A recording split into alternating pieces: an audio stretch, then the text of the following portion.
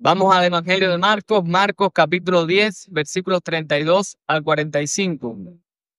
Marcos 10, y estaremos desde el 32 hasta el 45.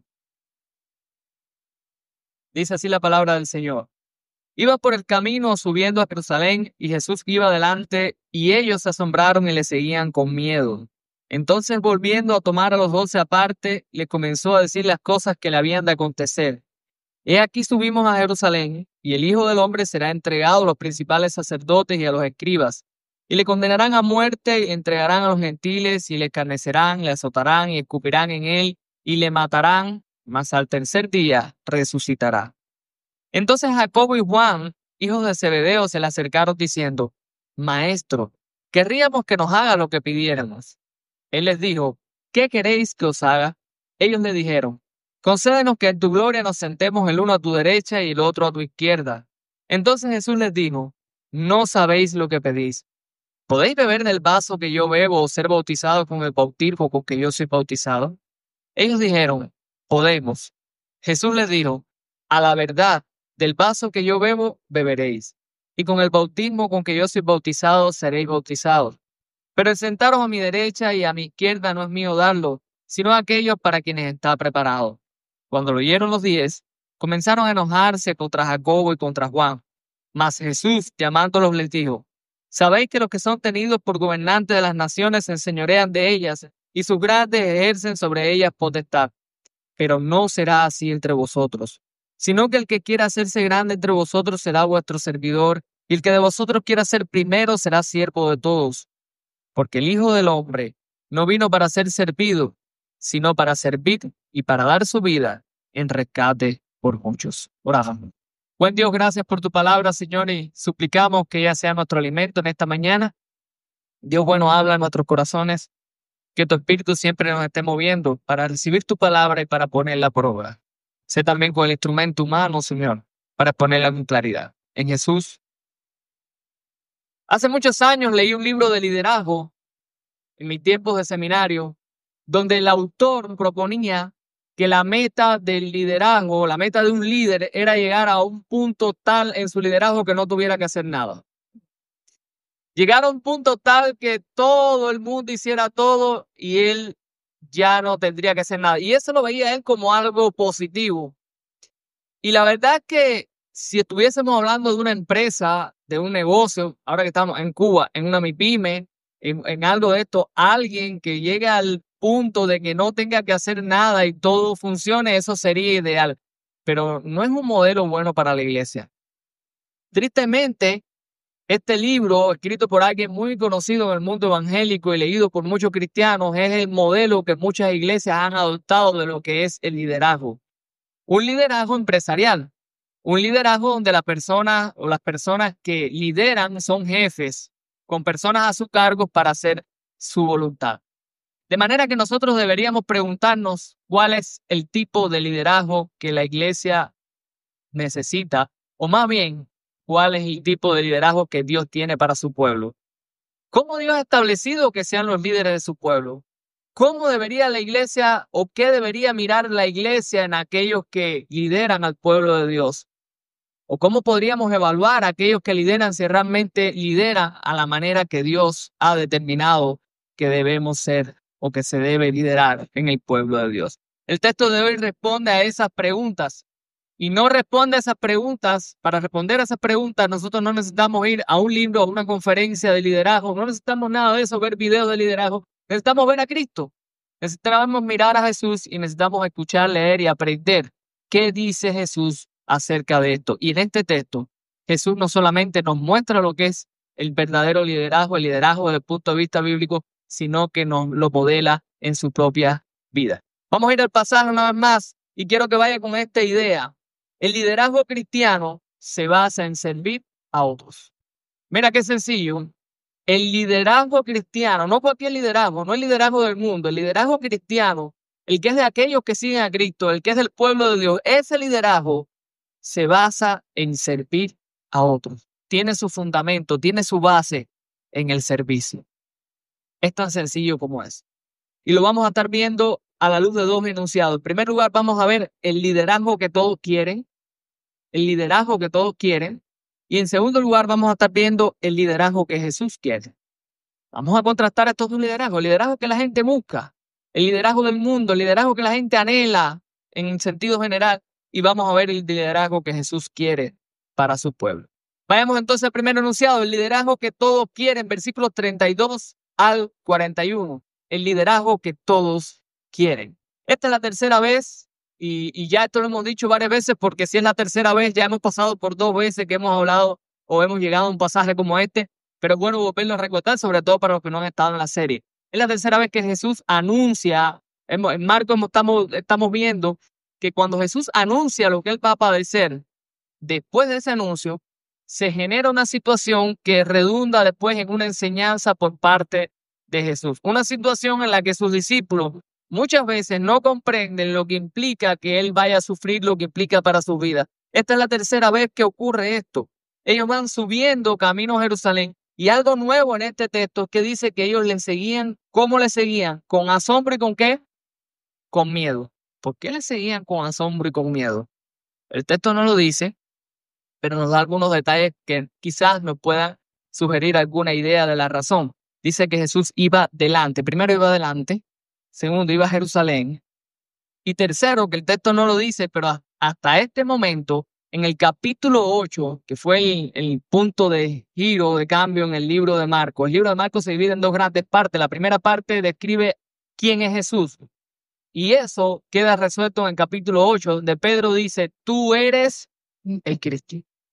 Y a partir de ahí, toda la narración de Marcos, todo su relato se centra en mostrar a qué vino. Ya está claro quién es. Ahora está en mostrar a qué vino. Estos discípulos probablemente no tenían ninguna duda hasta el momento de que Jesús es el Mesías, pero ellos obviamente no tienen claro a qué vino Jesús. Así que si Jesús, siendo el Mesías, y en sus mentes estaba la idea de que el Mesías vendría a derrotar al imperio, iba a acabar con los gobiernos humanos, iba a establecer su reino terrenal, eso es lo que estaba en su mente. Jesús va adelante, va subiendo a Jerusalén, así que ellos pueden estar pensando, Jesús va a tomar posesión de su reino. Seguramente habrá algún tipo de batalla, algún tipo de conflicto, se va a establecer el reino. Así que muy probablemente en ellos estaba el temor, estaba este miedo, ¿qué va a ocurrir ahora? Son solamente especulaciones de la razón por la cual pudieran estar ellos temerosos ante la realidad de que Jesús iba subiendo a Jerusalén. Pero Jesús, como es de costumbre, deja claro su agenda. Y en los versículos que siguen, a partir del versículo 33, Jesús deja claro que él no va a subir a derrocar un gobierno romano, él no va a establecer una guerra, no va a haber una pelea, él va a ser entregado a los principales sacerdotes, dice ahí, él va a ser condenado a muerte, va a ser entregado a los gentiles, se le escarnecerá, se le azotará, escupirán en él y le matarán, mas al tercer día resucitará. Hay un orden, Jesús está estableciendo un orden. Va a haber una resurrección, sí, pero antes de esa resurrección. Es interesante cómo en las palabras de Jesús no está simplemente va a ser entregado y va a resucitar. Jesús da todos estos detalles que de alguna manera están resaltando el padecimiento, el sufrimiento. Lo van a entregar, lo van a escarnecer, lo van a azotar, van a escupir sobre él, van a matarlo, describiendo detalles bien precisos de lo que posteriormente ocurrió cuando Jesús fue entregado. Y en todo esto Jesús usa un título específico, el Hijo del Hombre. Versículo 33, subimos a Jerusalén y el Hijo del Hombre.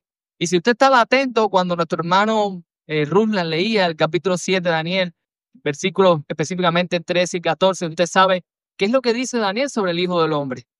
Dice que ese Hijo del Hombre vendría y ¿qué haría? Se le daría poder, dominio, autoridad. Entonces Jesús está diciendo, sí, yo soy ese Hijo del Hombre, pero ese Hijo del Hombre antes de resucitar tiene que padecer, tiene que sufrir, tiene que pasar por todas estas cosas. Y como es de costumbre y como ha pasado en el libro de Marcos, los discípulos, y aquí es donde vamos a ver cuál es el liderazgo que todos quieren, estos discípulos a los cuales Jesús estaba preparando para guiar al pueblo de Dios, para guiar a su iglesia, nota qué es lo que estos discípulos quieren. Versículo 35. Jacobo y Juan, hijos de Zebedeo, se le acercaron diciendo, Maestro, querríamos que nos haga lo que pidiéramos. Y él les dijo, ¿qué queréis que os haga? Y ellos dijeron, concédenos que en tu gloria nos sentemos, el uno a tu derecha y el otro a tu izquierda. ¿Ustedes notaron lo que está pasando aquí? Jesús le describió detalle a detalle sus padecimientos antes de que venga el momento de gloria. Y gloria aquí no es el cielo. Ellos no están pensando en el cielo. Ellos están pensando en un reino de reinar. En un pasaje paralelo, Mateo 20, 21, el evangelista se refiere a este acontecimiento y dice, en tu reino. Lo que ellos están pensando en este momento es cuando Jesús triunfe, cuando Jesús obtenga el dominio, cuando Él empiece a reinar, nosotros queremos ser las personas más importantes en ese reino. Uno a la derecha y el otro a la izquierda. Me imagino que se iban a disputar quién estaba a la derecha, que era el mejor lugar, pero bueno, uno a la derecha y el que no le toque otro remedio, por lo menos a la izquierda, los mejores lugares en el reino. Lo que pasa es que ellos no están pensando en todo lo que viene antes de obtener ese reino. Y es aquí donde nosotros vamos a ver cuáles son las características de ese liderazgo que todo el mundo busca. Y cuando yo digo todo, no creas que estoy siendo totalitario, estoy diciendo que todas las personas sin ningún tipo de excepción busquen esto. Pero este es el tipo de liderazgo que generalmente en nuestro pecado nosotros buscamos. ¿Qué características tiene? Primero, un liderazgo sin sacrificio. El liderazgo que todos quieren, al que todo el mundo le gustaría, es un liderazgo que no tiene ningún tipo de sacrificio. ¿Y dónde usted ve eso en el texto, pastor? Desde el punto de vista que ellos dicen cuando vengas en tu reino, se volaron todo lo demás. Pasaron por alto todo el sacrificio. Cuando esté el reino establecido, cuando esté la bendición, cuando ya todo esté hecho, cuando los mangos estén bajitos, esos son los que quiero yo. Los mangos bajitos. Yo no quiero esperar a que la planta crezca. Yo no quiero pasar el trabajo de cuidar el árbol, que dé el fruto y no quiero pasar el trabajo de tumbarlo. Yo quiero que estén a la mano, yo quiero tomarlo, yo quiero la bendición, yo quiero la gloria del liderazgo, yo quiero todas esas cosas, pero yo no quiero el sacrificio del liderazgo. Ese es el liderazgo que muchos quieren. Un liderazgo sin sacrificio, sin pasar trabajo, sin perder el sueño. Y ese es el liderazgo que ellos estaban también buscando. ¿Qué otra característica tiene este liderazgo? Es un liderazgo basado en la posición y no en la función. El liderazgo que mucha gente quiere es un liderazgo que esté basado en la posición, pero no en la función. ¿Qué significa eso? Te lo explico. Yo tengo la posición de ser un fisioterapeuta. Ustedes no sabían eso. Yo tengo un documento avalado por una universidad de que yo soy fisioterapeuta. Tengo la función, pero estoy seguro que si aquí mis hermanos Dircy y Ruslan me hacen pasar un examen, se van a dar cuenta que yo no sé absolutamente nada. O sea, yo puedo tener la posición, pero no la función. Yo no sé nada de fisioterapia. Yo no hago fisioterapia y no les recomiendo que le hiciera fisioterapia a nadie. Hermano, mucha gente quiere un liderazgo igual. El liderazgo de nombre, soy el líder, pero no hago lo que hace el líder. Pero no funciono como el líder. Ese es liderazgo. Vayan evaluando este tipo de liderazgo. Liderazgo sin sacrificio, liderazgo de posición de nombre, pero no de función. No hago, yo soy la cabeza de mi casa, yo soy el hombre de la casa, pero no me comporto como el hombre de la casa. Porque vamos a estar hablando ahorita también de eso. De nuestro rol como hombres y líderes que somos cristianos. Liderazgo sin sacrificio, liderazgo basado en la posición y no en la función, pero es un liderazgo también caracterizado por la competitividad. Versículo 41. Cuando oyeron los 10, comenzaron a enojarse contra Jacobo y contra Juan. ¿Por qué se enojaron? Porque todos quieren lo mismo. No era porque ellos estaban más centrados que Jacobo y Juan. Es porque Jacobo y Juan se les adelantaron y pidieron lo que todo el mundo quiere. El liderazgo del mundo, el liderazgo que está arraigado en nuestro corazón pecaminoso, es un liderazgo competitivo. Porque la competitividad, aunque uno diga, ¿a quién le gusta estar compitiendo y estar discutiendo? No, la competitividad está en nuestro corazón. No sé si recuerdan aquel muñequito que daban, que se llamaba el señor Motor. ¿Recuerdan? Que cuando se montaba era un hombre, el hombre más decente, el hombre más fino, más educado, incapaz de matar un insecto, pero cuando se subía al carro detrás del volante se convertía en el señor Motor, porque se convertía en una persona competitiva. Nadie podía pasarle por el lado. Así somos, naturalmente. Y el liderazgo ofrece una oportunidad única para la competitividad, porque siempre hay personas que van a hacer las cosas, como hemos dicho otras veces, mejor que uno. Y qué bendición que el pueblo de Dios no está hecho. Y la iglesia, como estábamos viendo hoy que empezamos a hacer estudios sobre la unidad, la iglesia no es un lugar de competencia, es un lugar de complementación, donde todos tenemos diferentes dones y habilidades y no estamos para demostrar quién sabe más, quién sabe menos, quién puede o no puede, sino para aprovechar las fortalezas de cada miembro dentro del pueblo de Dios para edificar a su iglesia. Eso no cabe en un liderazgo de este tipo. Y nota que Jesús entendió bien cuál era la posición de ellos. Porque cuando Jesús les dice a ellos en el versículo 38, ustedes no saben lo que piden. ¿Acaso pueden ustedes beber del vaso que yo bebo, ser bautizados con el bautismo con que yo soy bautizado? Jesús está haciendo referencia a lo que él va a padecer. Y él les está diciendo, ustedes están pidiendo la gloria, están pidiendo todas estas bendiciones, pero ustedes están dejando a un lado lo que cuesta todo lo que yo voy a obtener. Eso le dice, ustedes sí van a beber de estos pasos, porque ellos van a sufrir. En un futuro, los apóstoles, ¿qué pasó con ellos? Ellos sufrieron. Fueron martirizados. El último en morir probablemente ha sido el apóstol Juan, pero también sufrió en su vida, en su ministerio. Eso le dice, ustedes sí van a pasar por estas cosas.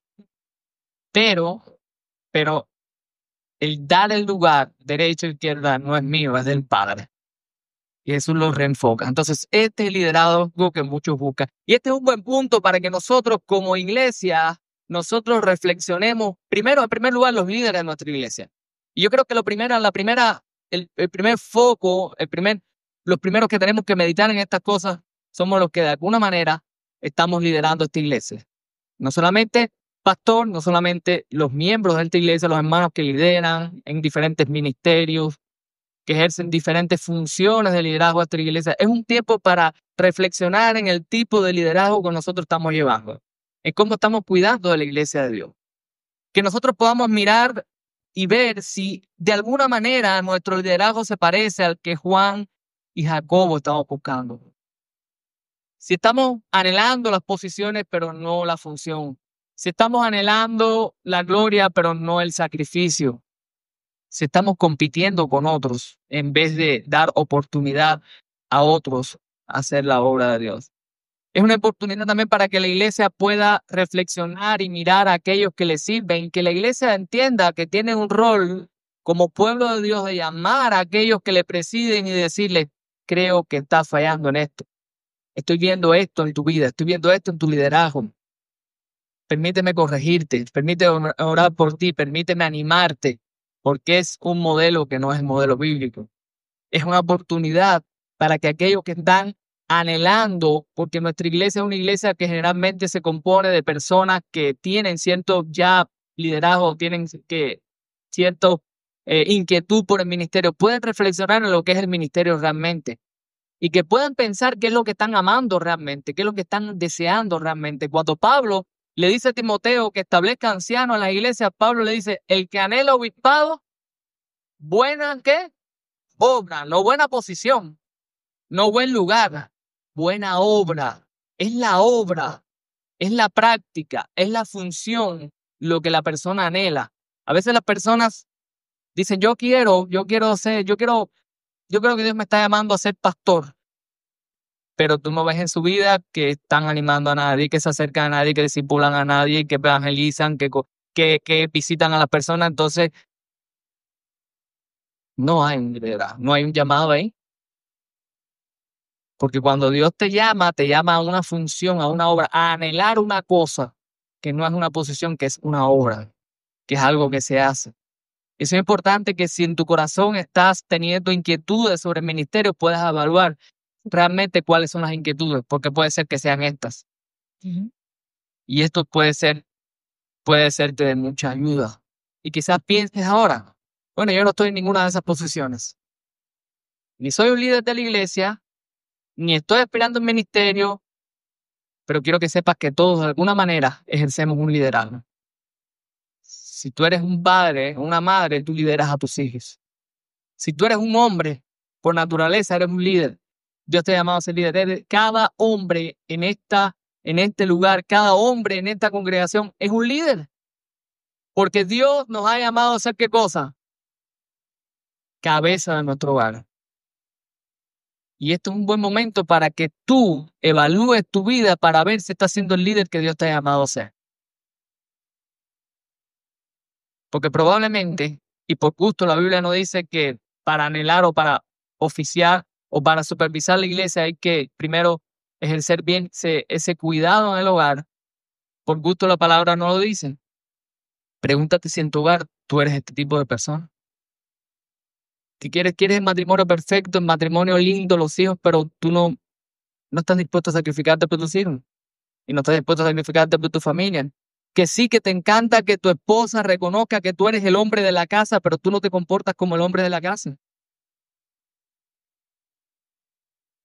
Que estás compitiendo constantemente con tu familia en vez de ser el líder de tu familia. Una buena oportunidad para reflexionar en estas cosas. Este tipo de liderazgo, mis hermanos, ha hecho mucho daño al pueblo de Dios y ha destruido muchas familias. Este tipo de liderazgo ha hecho mucho daño al pueblo de Dios y ha destruido muchas familias. Por eso es importante que entendamos cuál es el liderazgo que Jesús quiere. Y ya vimos cuál es el liderazgo que todos quieren, es ese. Pero vamos a concentrarnos en el liderazgo que Jesús quiere. El que a nosotros nos interesa. Este es para descartarlo, este es para examinarlo y decir, este no es el que yo debo ejercer. Este es el que no debe estar. Pero vamos a ver cuál es el que Jesús quiere. Jesús, a partir del versículo 42, confronta entonces ese modelo mundano de liderazgo. Pastor, ¿por qué usted le dice mundano? Porque Jesús, sin llamarlo mundano, dice que es el tipo de liderazgo que los gobernantes de las naciones usan.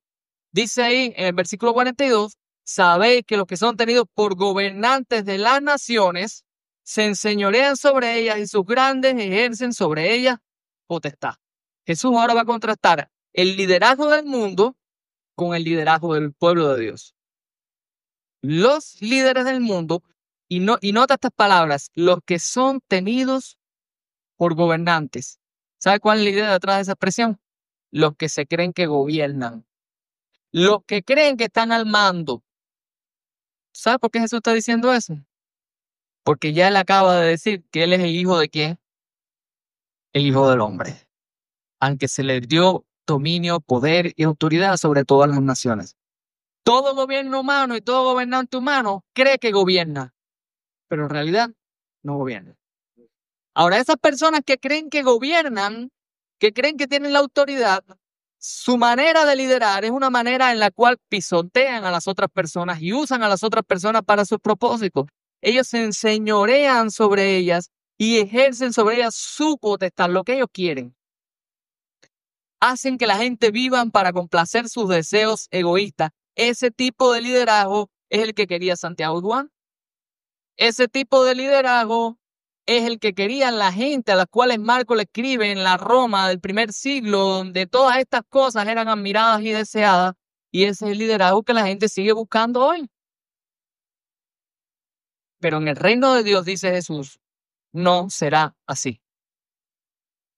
Y la frase está en tiempo presente, no es así. No es que no va a ocurrir así, es que las cosas no son así en el pueblo de Dios. No funcionan de esa manera. Y es aquí donde Jesús entonces nos da la clave del verdadero liderazgo. El que quiera hacerse grande entre vosotros será ¿qué cosa? Vuestro servidor. Y el que de vosotros quiera ser el primero será ¿qué cosa? Siervo de todos. Y ahora usted entiende por qué cuando nosotros iniciamos el sermón dijimos que el liderazgo cristiano se basa en ¿qué cosa? En el servicio. Servicio es clave en este pasaje. 4 veces se repite. El versículo 43, servicio. En el versículo 44, servicio. Y después en el versículo 45, 2 veces, servido, servir. Jesús define el liderazgo cristiano como servicio. En otras palabras, los líderes cristianos son siervos. Y los que sirven son líderes cristianos. O sea, O sirves o no lideras. Pero no puedes liderar sin servir. Y en estas pocas palabras vamos a ver entonces qué tipo de liderazgo es el que realmente Jesús espera de su pueblo. Y vamos a ver algunas características. Primero, el líder cristiano sirve a todos.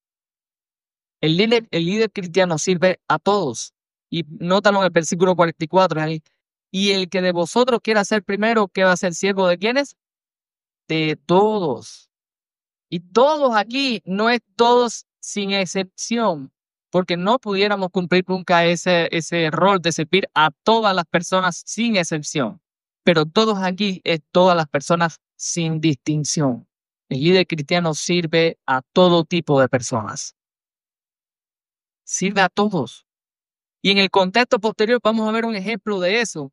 En el pasaje que viene después, no vamos a entrar en profundidad, pero el pasaje que viene después vemos la historia del ciego Bartimeo. Y lo que esta historia narra es que este hombre está dando voces y rogando por misericordia. Y los discípulos, ¿qué están haciendo? Cállate, déjalo, no lo molestes. Y Jesús modela lo que es ser un líder sirviendo a este hombre, acercándose a este hombre, teniendo compasión con este hombre, teniendo misericordia de este hombre. Y es lo que Jesús está diciendo aquí, tiene que ser siervo de todos. Y eso es importante, porque muchas veces decimos que somos siervos, pero no servimos a todos. Y tenemos que entender que el servicio muchas veces es el título que le damos a una negociación o transacción en nuestras vidas. Pastor, ¿qué cosa es eso? Que a veces nos gusta servir por una conveniencia. Y servimos a gente muy selectiva. A personas que yo sé que me pueden recompensar después. A personas a las que me quiero acercar porque quiero un beneficio de esa persona. Porque quiero una reciprocidad de esa persona. Pero no servimos a todos. El líder cristiano sirve a todos. No sirve a 2 o 3. No sirve al que le caiga bien. No sirve a aquellos que quiero tener, de los cuales quiero tener algo. De hecho, podríamos decir que lo que más caracterizaría el servicio de un líder cristiano es servir a aquellos que no te pueden devolver el favor, que son los más necesitados. Y todos incluye a tu familia también. Porque si de algo estamos claros, es que muchas veces somos candil de la calle y oscuridad de la casa. Y este llamado es para los hombres de esta iglesia. Mi hermano, tú tienes que servir a tu familia. Antes de servir en la iglesia, sirve a tu familia. Cuando se te pase por la cabeza que tú quieres hacer más en la iglesia, más para la comunidad de fe, primero pregúntate cuánto estás haciendo por los tuyos, porque el que no provee para los suyos, dice la Escritura, es peor que un incrédulo y ha negado la fe. Sirve a tu familia. Que tu familia nunca pueda decir que tú estás más metido en la iglesia que ayudándola en la casa. Que tu familia no pueda quejarse nunca de que aquí eres un sol, pero en tu casa eres un nubarrón.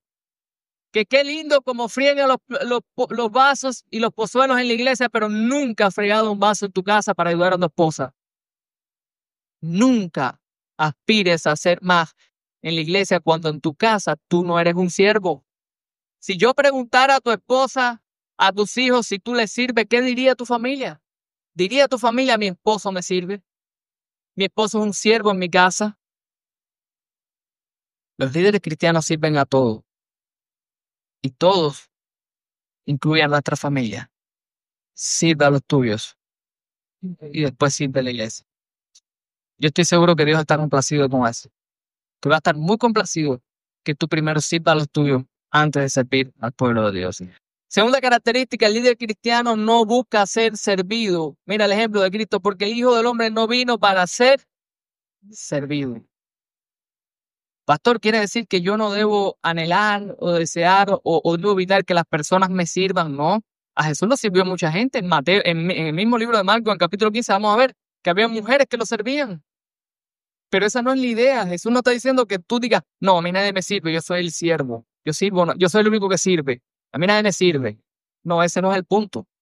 El punto que Jesús está atacando es el anhelo del corazón de ser pagado de alguna manera, recompensado por mi servicio. No vine para que ustedes, es lo mismo que él está contrastando. Lo que hacen los gobernantes humanos que usan a las personas para hacer su voluntad, y Jesús está diciendo, el Hijo del Hombre no vino, esa es la razón, no vino para ser servido, no vino para que la gente viva para mí, no vino para hacer mi voluntad sobre la gente, no vino para usar, no vino para usar a la gente en sus propósitos, en su agenda, vino para servir, no para buscar que otros le sepan. Ese es el punto. Y eso apunta a que un líder cristiano no busca recompensa humana por su servicio. Y eso implica que no busca aplauso. Y eso implica que no busca reconocimiento. Eso implica que no busca que lo vean. La Biblia habla mucho de aquellos que sirven para ser vistos, de aquellos que quieren que noten lo que hacen. Pero el líder cristiano no hace eso. No busca que lo vean, no busca que lo aplaudan. Su servicio está disponible para todo aquel que lo necesite sin buscar nada a cambio. A veces uno dice, yo no voy a hacer más nada por fulano porque ni las gracias me dio. ¿Qué es lo que estoy buscando yo? ¿Las gracias? ¿El reconocimiento? Mano, si por eso fuera, Jesús no hubiese hecho nada por nosotros, porque mira que nosotros somos desagradecidos. Y sabes, si estás en esta mañana aquí y tú no conoces a Cristo, Cristo vino y se entregó, como dice este pasaje. Él no vino para ser servido, vino para dar su vida, entregarse para servir y dar su vida en rescate por muchos. Y entiende que entre esos muchos quizás estés tú, que nos estás visitando hoy. Jesús vino y se entregó para que todo aquel que cree tenga vida. Y sabes que si estás aquí en esta mañana y no conoces a Cristo, sabes que realmente has sido muy desagradecido en la vida. Y no has reconocido que todo lo que tienes se lo debes a Dios. Pero ese Dios contra el cual hemos pecado y ofendido, vino a este mundo a entregarse, para que si tú crees tengas vida, y vida abundante. El líder cristiano no busca ser servido, y tercera característica, el líder cristiano sirve de manera sacrificial, y esto es el contraste de lo que veíamos ahorita. El líder del mundo no se sacrifica, rechaza el sacrificio, pero el líder cristiano sirve de una manera sacrificial. Cuando Jesús dice, no vino para ser servido, sino para servir y para dar su vida en rescate por mucho, para dar su vida. Y ahora tú estás pensando y seguro me vas a decir, pastor, pero ese es Jesús, ese no soy yo. Quiero citarte al menos 2 textos para que consideres esa manera de pensar. El primero es Efesios 5:25. No lo voy a buscar, lo puede buscar usted ahí, pero en Efesios 5:25, ¿qué dice Pablo a los hombres? Maridos, amad. Como Cristo amó la iglesia, ¿y qué cosa? Y se entregó a sí mismo por ella. ¿De qué manera aman los líderes en su hogar a su esposa? Sacrificialmente. Como Cristo se entregó. Lo cual quiere decir que tú como hombre cristiano estás llamado a sacrificarte en tu casa. A pasar desvelos, a pasar sueño, a pasar necesidades, sí hay que pasarla, a estar agotado, sí, a todas esas cosas, sí. Bueno, pastor, eso es en la casa. Eso con los míos. No, Primera de Juan 3:16. Dice ahí que nosotros debemos amar a nuestros hermanos. Y es muy específico. Ya a ver si lo encuentro, porque me regalaron una Biblia nueva. Y cuando uno se acostumbra a la Biblia de uno, después tiene que acostumbrarse a buscar los textos. Primera de Juan, ya lo tengo, 3:16, dice así. En esto hemos conocido el amor en que Él puso su vida por nosotros, como estábamos cantando ahorita. Así conocemos el amor. Cristo puso su vida por nosotros. También nosotros debemos poner nuestra vida por los hermanos. Más claro, en el agua. Dice Juan, Jesús puso tu vida. Pon tu vida también por tus hermanos. No es un llamado a que tengamos que dar la vida física y a morir. Es un llamado a negarnos a nosotros mismos por otros. Y en estos días yo reflexionaba porque hoy en día, hablando de los libros de liderazgo de hoy en día, los libros de liderazgo hoy en día te animan mucho a preservar mucho tu vida, a cuidarte mucho, a todas esas cosas que son buenas y cosas que yo comparto y creo. Pero en las escrituras, los líderes cristianos no podían darse ese lujo. Y el ejemplo probablemente más claro es el apóstol Pablo. Cuando tú lees a Pablo, tú lees a un hombre que está diciendo desvelos, fatigas, hambre. ¿Eso es lo que pasa a un líder? Hay desvelos, hay fatiga, hay cansancio, hay hambre. Hermano, el liderazgo cristiano es eso. Por eso al inicio lo decía y te lo voy a repetir, si anhelas servir y anhelas seguir creciendo como líder, entiende que el liderazgo implica sacrificio y si no estás dispuesto a sacrificarte, olvídate completamente de esto. Porque esa es la parte oscura del liderazgo. Esa es la parte oscura que pocos conocen. Muchos conocen la parte linda, pero no conocen la parte oscura. No conocen los desvelos, no conocen el hambre, no conocen las necesidades, no conocen la frustración, no conocen el dolor, no conocen el maltrato, no conocen nada de eso. Qué rico el liderazgo, qué rico ser líder, pero no conocen la parte de atrás.